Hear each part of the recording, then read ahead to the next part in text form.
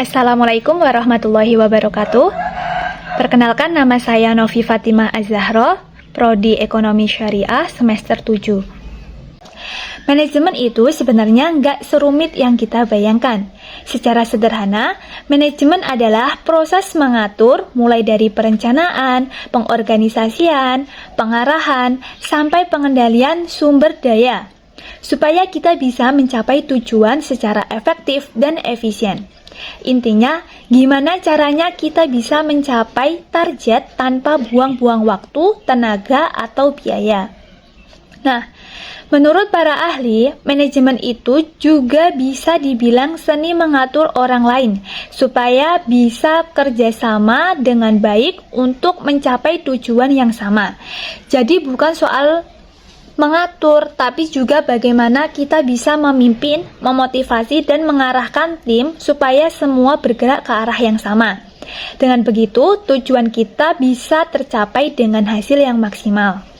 Kemudian untuk kegunaan manajemen, kalau kita membahas kegunaan manajemen, sebenarnya banyak sekali manfaatnya.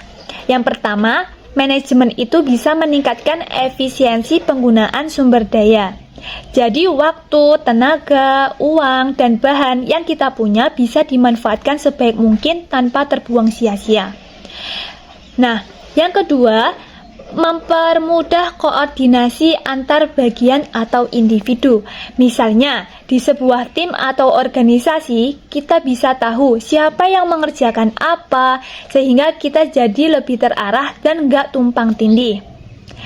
Nah, ketiga, manajemen membantu kita mencapai tujuan organisasi. Karena semua rencana dan langkah kerja jelas, jadi rencana yang kita inginkan bisa lebih cepat tercapai. Dan yang terakhir, untuk manajemen menjadi pedoman dalam pengambilan keputusan. Jadi kalau ada masalah atau situasi yang butuh keputusan cepat, kita bisa punya panduan yang jelas supaya nggak asal mengambil langkah. Jadi manajemen itu seperti peta yang membantu kita mengatur, mengarahkan, dan memaksimalkan apa yang kita punya supaya tujuan kita tercapai dengan cara yang efektif dan efisien.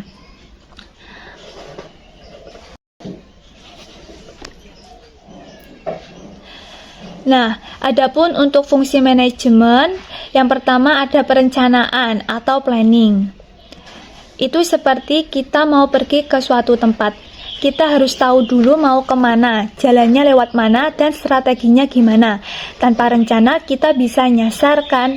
Jadi planning itu penting banget buat nentuin arah dan strategi. Kemudian untuk pengorganisasian, selanjutnya, nah, kalau rencananya sudah ada, kita harus bagi-bagi tugas. Si A ngurus ini, si A ngurus B, atau si A ngurus ini, si B ngurus itu. Dengan begitu semua orang tahu tanggung jawab dan kerja jadi lebih rapi. Kemudian untuk bab yang terakhir terkait dengan pengertian home industry. Nah, home industry itu apa sih? Home industry adalah usaha kecil atau menengah yang dijalankan di lingkungan rumah tangga. Biasanya dengan modal yang nggak terlalu besar, jadi cocok banget buat yang mau mulai bisnis tanpa harus keluarin biaya besar. Nah, ciri-ciri dan kelebihannya, biasanya home industry memanfaatkan tenaga kerja keluarga. Jadi selain hemat biaya, juga bisa jadi ajang kerja bareng keluarga. Produknya memang dibuat dalam skala terbatas, tapi tetap punya nilai jual yang bagus. Contoh usaha home industry, yaitu usaha makanan ringan seperti keripik atau kue kering, kerajinan tangan seperti tas rajut atau hiasan rumah, kemudian bisa fashion rumahan, misalnya jilbab handmade atau pakaian custom.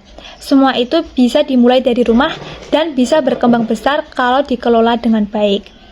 Nah, jadi pada intinya, home industry adalah peluang usaha yang fleksibel, modal kecil tapi punya potensi besar kalau kita kreatif. Itu saja dari saya. Wassalamualaikum warahmatullahi wabarakatuh.